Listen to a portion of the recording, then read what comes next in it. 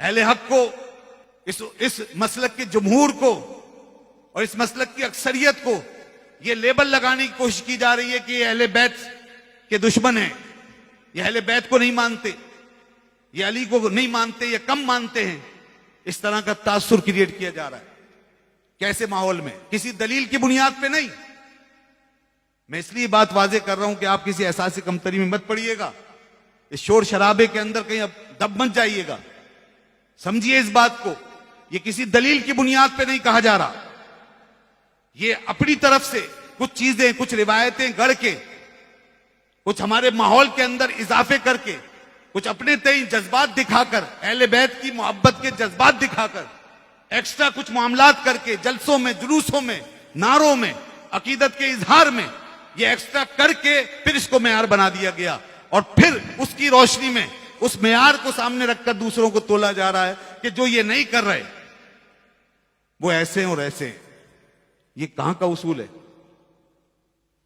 या अगर किसी ने आपको इस्लाह करने की कोशिश की कि आप ये चीजें इजाफा क्यों करने जा रहे हैं, और किसी ने समझाया और आपको आपका रास्ता दिखाया कि देखो बुजुर्गों ने किस तरीके से हमें ये चीजें दी हैं, हम दूसरों की मुशाबात से बचते हुए अपने मसलक को कैसे लेके चले हैं। एक हाथ में हमेशा अहले बैत की मोहब्बत, दूसरे हाथ में साहबा किराम की मोहब्बत, अजमत की दोनों चीजें हमेशा हमारे हाथ में रही हैं। हमने इस तवाजुन को कभी बिगड़ने नहीं दिया। तो जब किसी ने यह समझाया कि तवाजुन ना बिगाड़ो, तो उस पर भी फतवा कि ये अहले बैत के दुश्मन हो गए। और हद तो यह है कि कुछ लोगों ने बाज साहबा किराम के नामूस पे हमला कर दिया, वहीं बैठकर हजरत अमीर मुआविया की शान में गुस्ताखियां की, हजरत अबू सुफियान रज़ी अल्लाह अन्हुमा उनकी शान में गुस्ताखियां की। बाज ने और भी बातें की और बाज ने तफजील की जो बुनियाद है, तफजीलियत जो हमारी तफजीलियत है वो क्या है? वो ये है कि शेखैन करीमैन सबसे अफजल हैं। इस अफजलियत की बुनियाद को हिलाया, एंगल बदले, इस तरह का अंदाजे गुफ्तगू इख्तियार किया कि लोगों के जहनों में यही बात जाए कि अफजलियत जो है बस ये एक खोखली किस्म की बात है, इसकी कोई बुनियाद नहीं, इसकी बेस कहीं और है, इसकी बुनियाद कहीं और है। ये तासुर दिया गया बहुत खूबसूरती के साथ, क्योंकि पढ़े लिखे लोग जब काम करेंगे तो बड़ी खूबसूरती से करेंगे, बड़ी एक मंतिक बना के करेंगे, एक लॉजिक लगा के करेंगे। लेकिन सारी चीजें होंगी जज्बाती, वो है सब जज्बात के मामला। जैसे मिसाल के तौर पर आप इन बातों पर गौर करें कि जब यह कहा जाएगा कि अली ने ही सारा निजाम उठा रखा था, रसूलुल्लाह के जमाने में भी, हुजूर के बाद भी, शेखैन के जमाने में भी सारा अली ने उठाया हुआ था, उन्हीं के बाजुओं पर था सारा निजाम, वही संभाल के चला रहे थे, वही थे दर पर्दा पीछे। तो ये बात हमें कहां ले जा रही है और इससे हमें क्या समझाना चाहते हैं? क्या इसका मतलब यह है कि शेखैन करीमैन की का जो मकाम मर्तबा है उसकी कोई हैसियत नहीं, उनका कोई वजन नहीं? क्या इसका मतलब यह है कि बाकी साहबा किराम की कोई हैसियत नहीं? बज़ाहिर ऐसा लगता है कि आपने उसी तरीके से चीजों को सेंटर्ड करना शुरू कर दिया जैसे दूसरे लोग कर रहे हैं, और दीन की बुनियादों को कहीं से उठा के कहीं फिट करना चाह रहे हैं। हम मौला अली के खिलाफ नहीं हो सकते, नऊज़ु बिल्लाहि मिन ज़ालिक। हम उनकी अजमतों के कायल हैं, हम अहले बैत अतार की अजमतों के कायल हैं, और हम रब्बे ज़ुल जलाल से दुआ करते हैं, मौला करीम कभी इन अजमतों से हमारे अंदर इनराब भी पैदा होने लगे तो उस दिन से पहले हमें मौत दे देना। हमें इन बारगाहों का गुस्ताख ना बनाना, मगर हम अपने असलाफ के रास्ते को भी नहीं छोड़ सकते। जिसका जो मकाम है, जो मर्तबा है, उसको उसी स्पिरिट के साथ पेश करना चाहते हैं। मौला अली की खुसूसियात, उनकी शान, अहले बैत अतार का मकाम, उसको उसकी स्पिरिट के साथ पेश करें। साहबा किराम का और खास तौर पे शेखैन करीमैन का जो मकाम है, उनकी जो खिदमात हैं, जो कुर्बानियां हैं, उसको उसकी स्पिरिट के साथ पेश करें। इस तरह की बातें होती हैं। और हाल ही में मैंने सुना एक साहब यहां सिंध में तकरीर करके गए, कहने लगे तुम और क्या चाहते हो अबू बकर सिद्दीक के लिए? अली ने नमाज पढ़ तो ली उनके पीछे, और क्या चाहिए तुम्हें? उम्मत के इमाम ने नमाज पढ़ ली, इतनी बड़ी हस्ती ने नमाज पढ़ी, और क्या चाहिए? तो बार बार वो पूछते रहे और क्या चाहिए तुम्हें?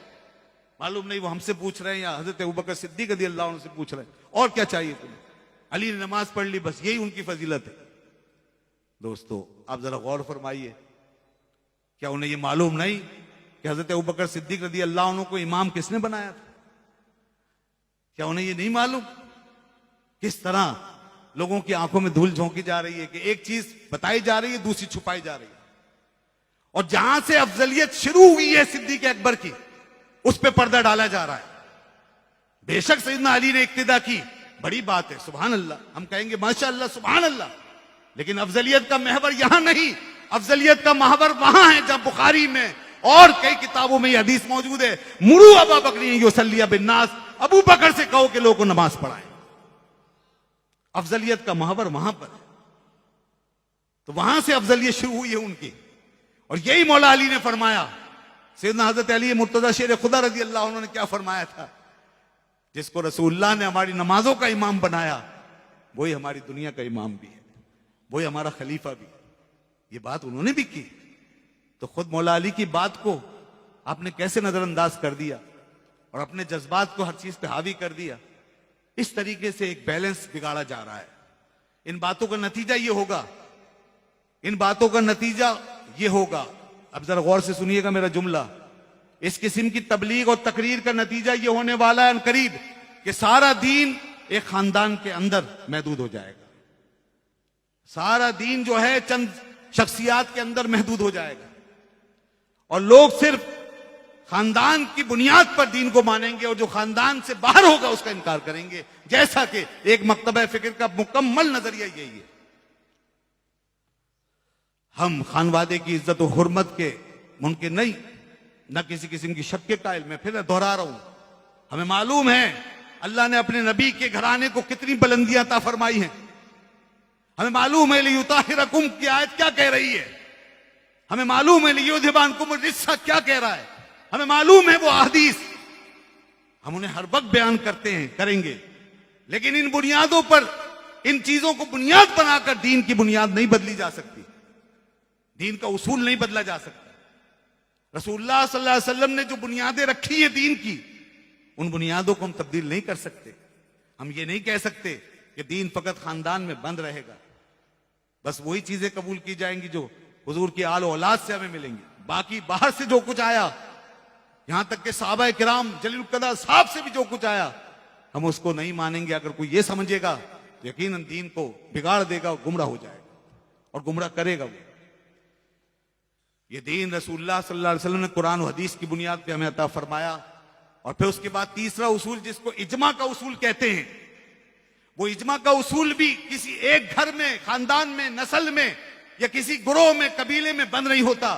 किताबें उठाएं उसूल की, हमारे आइम्मा उलमा ने जवाब दिया, अगर किसी ने इजमा के उसूल को पाबंद किया इतरत रसूल में, किसी ने अगर मखसूस किसी कौम के साथ, किसी जमाने के साथ इजमा को महदूद किया, हमारे उलमा ने कहा नहीं, ये इजमा आम है, ये पूरी उम्मत के लिए है। उम्मत के उलमा और मुज्तहिदीन जब भी इजमा करेंगे वो हुज्जत होगा। उम्मत के उलमा और मुज्तहिदीन उस जमाने से लेके सहाबा किराम में सब, अहले बैत भी, सहाबा भी, सब जिस बात पे इजमा करेंगे वो हुज्जत होगा, ये उसूल है। लेकिन जिन लोगों ने दीन को मुख्तलिफ जावियों से देखने की कोशिश की, वो फिर महदूद होते चले गए।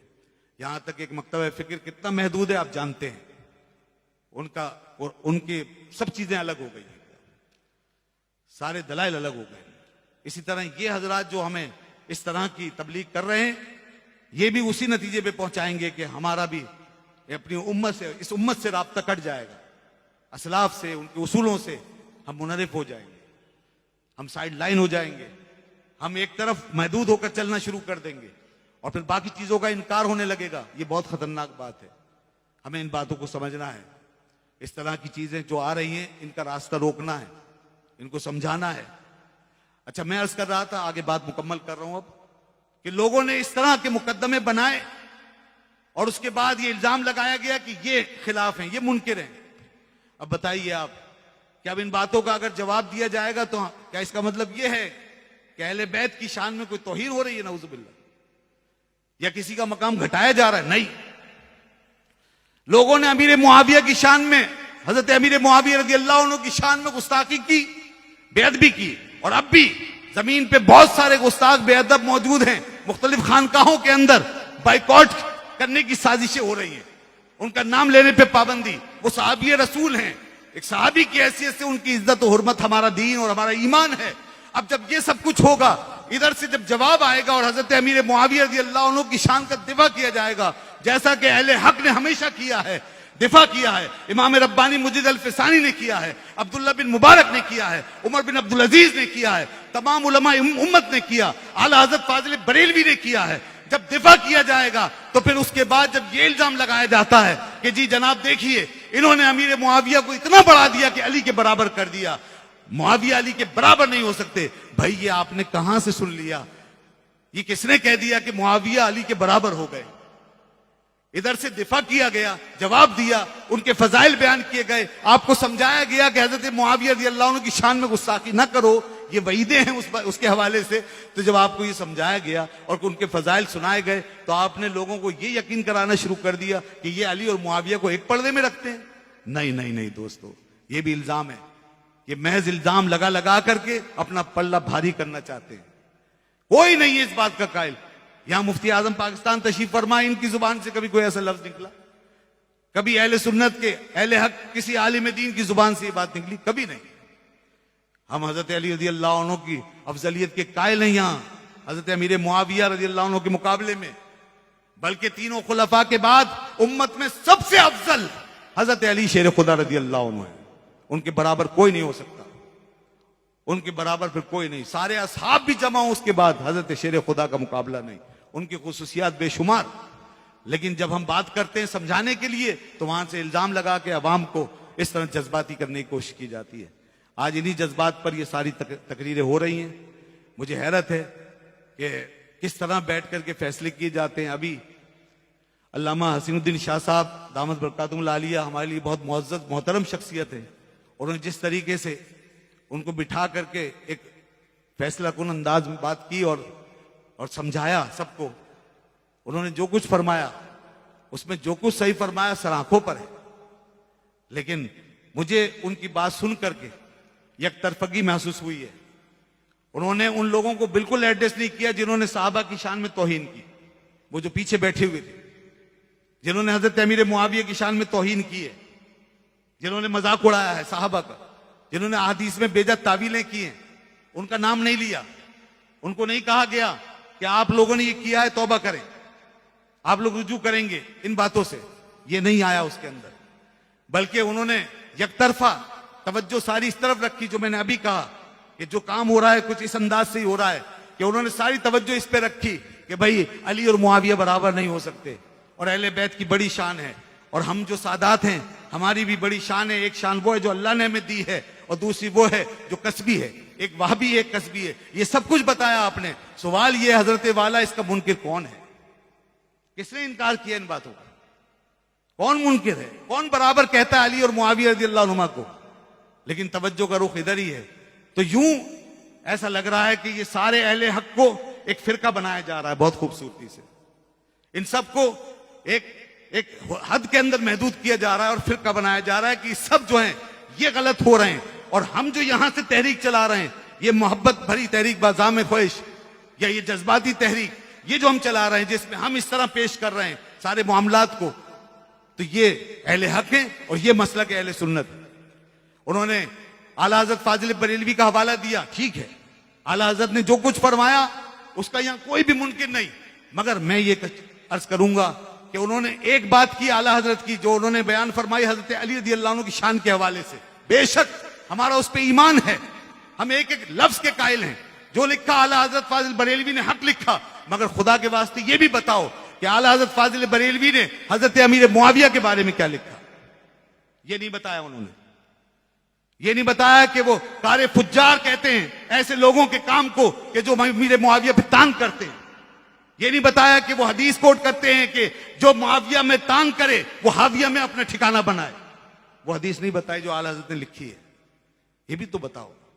और ये भी तो बताओ साथ के आला हजरत ने ईमान अबी तालिब के बारे में क्या लिखा और जो रिसाला लिखा है पूरा उसमें क्या दलाइल दी, ये भी बता दो। ये सारी चीजें बता दो ताकि पता चले कि पूरे आला हजरत के मसलक पे कौन चल रहा है।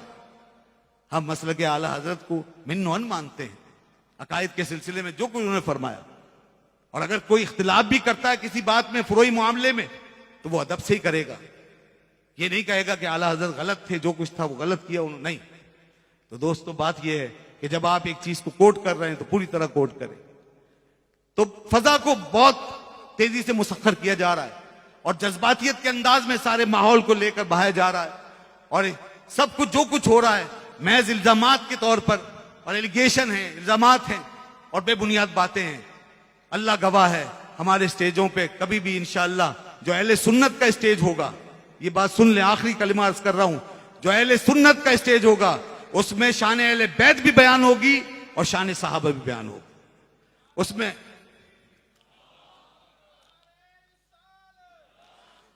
अहले सुन्नत का स्टेज, अहले सुन्नत के स्टेज की पहचान ये दिमाग में बिठा लीजिए। अहले सुन्नत के स्टेज की पहचान, हमारे नारे आप जानते हैं, जिसमें चारों यारों के नारे लगेंगे, चारों यारों के नारे लगेंगे, अहले बैत का नारा भी लगेगा और सहाबा किराम का नारा भी लगेगा। अहले सुन्नत के स्टेज की पहचान यह है कि हम नजर आएंगे खारजियत, नासबियत और रावजियत के बीच में। अहले सुन्नत का स्टेज वो है जिसका झुकाव ना खारजियत और नासबियत की तरफ हो, ना रावजियत और शियत की तरफ हो। जो स्टेज उधर झुके वो भी गलत है, जो इधर झुके वो भी गलत है। अहले सुन्नत ये है, इसीलिए आला हज़रत ने फरमाया अहले सुन्नत का है बेड़ा पार, असहाबे हुजूर नजम है और नाव है इतरत रसूलुल्लाह की।